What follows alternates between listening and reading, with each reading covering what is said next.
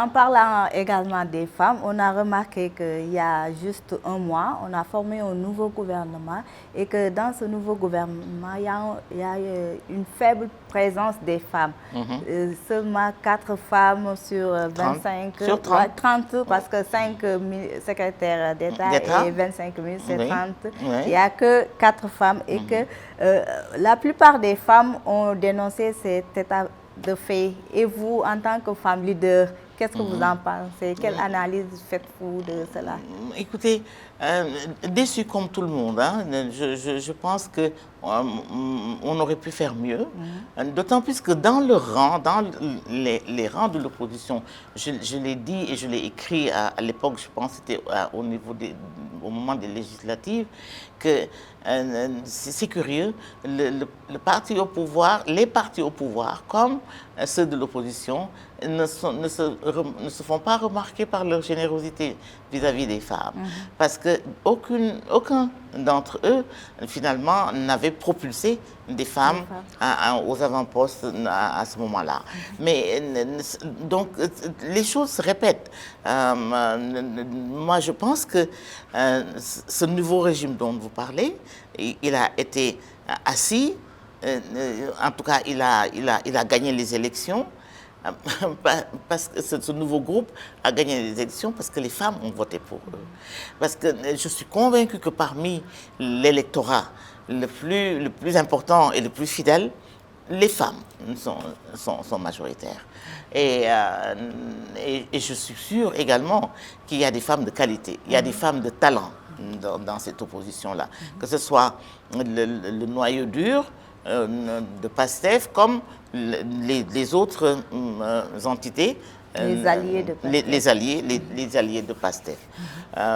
Donc, c'est dommage que cela soit passé comme ça. J'ignore les raisons. Je me dis qu'il doit y avoir des raisons. Ils savent ce qu'ils font. Mais je ne me braque pas sur le gouvernement, parce que le gouvernement, c'est énorme. Ce que les gens souvent oublient, ce n'est pas seulement les portefeuilles ministériels qui sont le gouvernement, qui constituent le gouvernement. C'est toutes les structures de direction qui contribuent à la gouvernance d'un pays, qui sont le gouvernement. Et ils sont en train de nommer, je pense que laissez-leur quelques conseils des ministres. J'espère juste qu'on ne fera pas comme dans le programme, le dernier programme qui était là tous les mercredis. Une bonne partie des femmes que je connais avaient stylo et papier à la main et comptaient le nombre de femmes qui faisaient l'objet de mesures individuelles particulières. Et les gens l'ont dénoncé à plusieurs reprises, mais ça a toujours été comme ça pendant 12 ans. Et c'est malheureux, parce que les femmes méritent davantage, elles l'ont prouvé, elles sont capables d'amener les hommes au pouvoir. Il n'y a pas de raison qu'on ne les associe pas à la gestion du pouvoir. Au fait, c'est certes, la parité, ça concerne les fonctions électives, mais est-ce qu'il ne faut pas faire beaucoup plus d'efforts vis-à-vis des femmes par rapport aux postes nominatifs, comme vous venez de le dire tout à l'heure? Moi j'ai toujours dit, la parité, cette loi sur la parité, c'était un premier pas. Et tout le monde pensait effectivement que c'était un premier pas. Que ça concernait les fonctions électives et semi-électives, en attendant qu'on fasse le grand pas, le grand saut vers les domaines nominatifs, où on pourrait aussi espérer que dans une direction générale, la parité puisse s'exercer dans les grands groupes de management, de gestion des affaires de l'État, qu'il y ait autant de femmes que d'hommes, parce qu'on ne cherche plus, on ne cherche là-bas que la pertinence, on ne cherche que la capacité, on ne cherche que la performance des uns et des autres. Et pourtant, ce groupe nouveau qui arrive au pouvoir l'avait annoncé, que pour une question de justice sociale et surtout une question de rupture par rapport au passé. Ils allaient demander à chaque fois qu'il y avait une possibilité d'offrir un poste de pouvoir à quelqu'un, eh bien, ils faisaient il créait une compétition entre les gens. Ça aurait été fabuleux si ça pouvait être fait. Mais peut-être que ce n'est pas trop tard. Peut-être qu'ils le feront, je l'espère.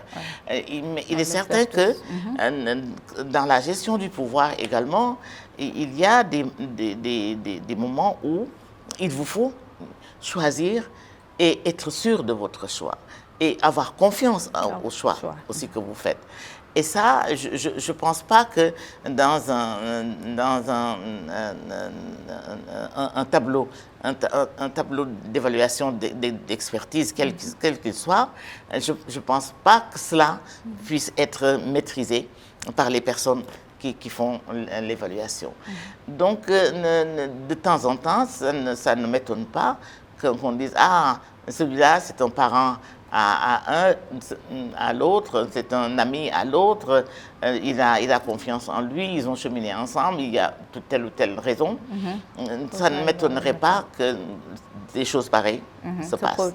D'accord. Et au vu de tout ce que vous venez de dire, est-ce que réellement le Sénégal est prêt à avoir une femme comme présidente? On a remarqué que lors des élections, lors des candidatures, on avait 7 femmes candidates au début. Après, on s'est retrouvé avec 4 femmes, avec les parrainages qui ont fait qui ont laminé, qui les ont laminées. On s'est retrouvé avec 2 femmes candidates et à la fin, on s'est retrouvé avec une seule femme candidate. Tout à fait. Mais malgré tout cela, cette seule et unique femme n'a même pas pu avoir un pourcentage de plus de 1%.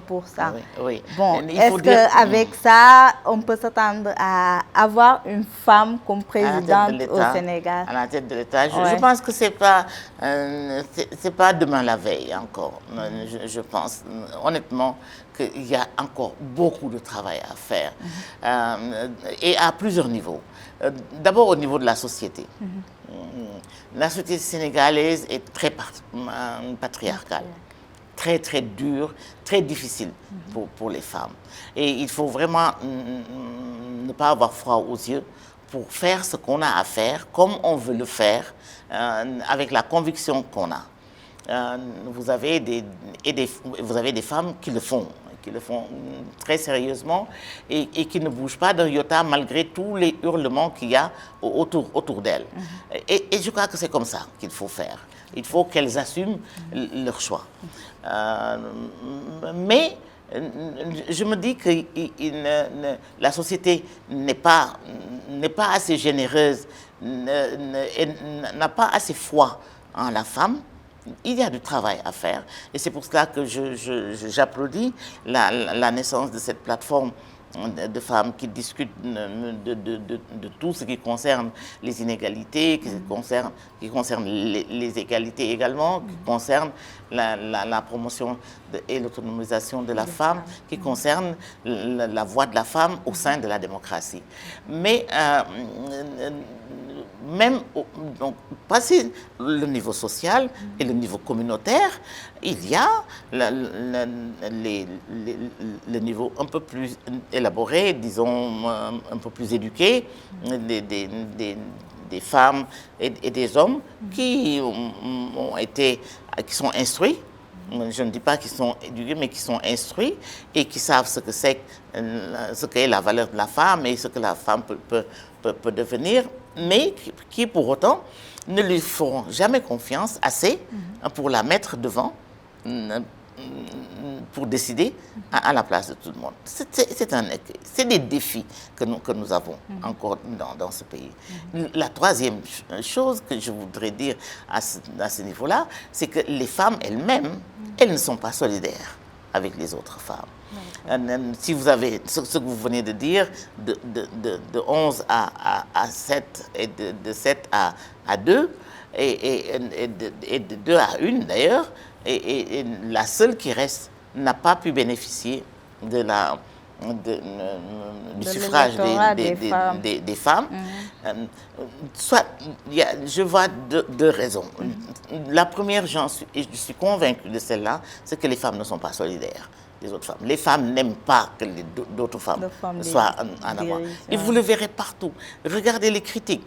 Il y a toujours un bémol, il y a toujours une réserve quand les femmes s'expriment au sujet de la qualité d'autres femmes. Je suis désolée, mais je fais de l'âge maintenant et je vous assure que je n'en ai pas vu beaucoup qui faisaient le contraire.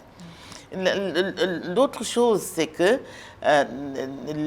comme les femmes ne font pas confiance aux autres femmes, celles qui s'échappent du lot et qui prétendent à un niveau de gouvernance élevé, celles-là, elles ne s'adressent pas aux femmes non plus. Moi, j'ai été impressionnée par la petite... avec les hommes. Oui, j'ai été impressionnée par ma petite fille, Anta Babacar Ngom. Elle a fait une très bonne campagne. Elle a eu du contenu dans sa campagne. Elle a parlé des femmes un moment, mais elle n'en a pas fait son leitmotiv. Alors, est-ce que ça aurait changé quelque chose? Je ne sais pas. Parce que c'était la première fois qu'on voyait cela. Mais je crois que si les femmes pouvaient savoir qu'elles ont l'électorat féminin fort, instruit, que cet électorat aussi est décidé, autant que quand cet électorat accompagne un homme. Et c'est triste à voir. Les femmes qui sont dans les partis politiques, mais c'est elles qui organisent, c'est elles qui élisent les hommes. C'est elles qui organisent tout le travail de mobilisation. Je déteste ce mot, d'abord, parce que c'est toujours attaché à la femme. Ouais. De mobilisation, de quoi encore? Quand il y a un meeting, personne d'entre elles ne se préoccupe de savoir ce qu'on va dire pendant le meeting, qui va prendre la parole, sur quel sujet. Mais alors que les hommes sont dans une pièce ou dans une maison où ils discutent et ils se préparent, les femmes sont à la cuisine. Elles sont fières de présenter des repas, de bons repas, et ma foi, elles font ça, et après elles se préparent pour aller devant le tam-tam pour accueillir les hommes. Alors que c'est des femmes qui sont autant responsables que les hommes. Ça, je crois qu'il faut que cela cesse. Et j'espère que vous, les jeunes, quand vous prendrez le relais, vous évoquerez... C'est aux femmes de plus s'affirmer. Ah, mais bien sûr, c'est à elles. De ne pas rester en reste. Le pouvoir, ça se prend. Le pouvoir, ça s'arrache. Ça s'arrache, oui. Absolument. Ouais. C'est pareil que pour la parole. Quand on a fait Nairobi et qu'on a découvert que voilà, la femme africaine est vocale. Voici la voix de la femme africaine. C'était une illumination. À Pékin, c'était encore davantage, etc., etc. Mais le tilt a été la conférence de Nairobi. Et voilà, on sait donc que la femme a une voix, que cette voix, elle peut être audible, et elle peut également influencer et orienter beaucoup d'idées, beaucoup d'événements, beaucoup d'attitudes, à condition que cette voix serve, soit maîtrisée et qu'on s'en serve pour faire les choses qu'il faut.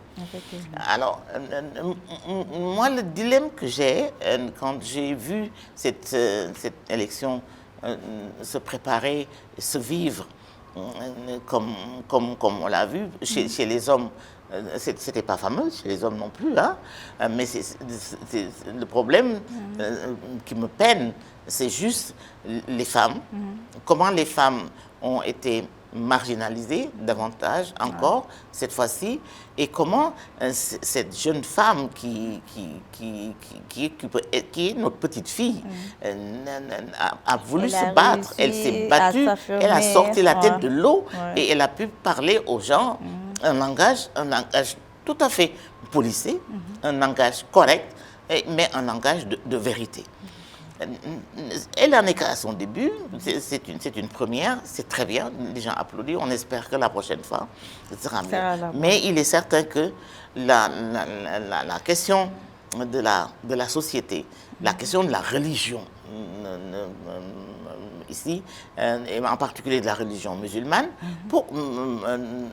préoccupe l'évolution des femmes, comment les femmes peuvent, je ne dis pas qu'elles doivent elles doivent se libérer de cela, mais elles doivent être mieux comprises et mieux intégrées dans tous les processus de prise de décision de ce pays, que ce soit dans la société, dans la religion ou en famille.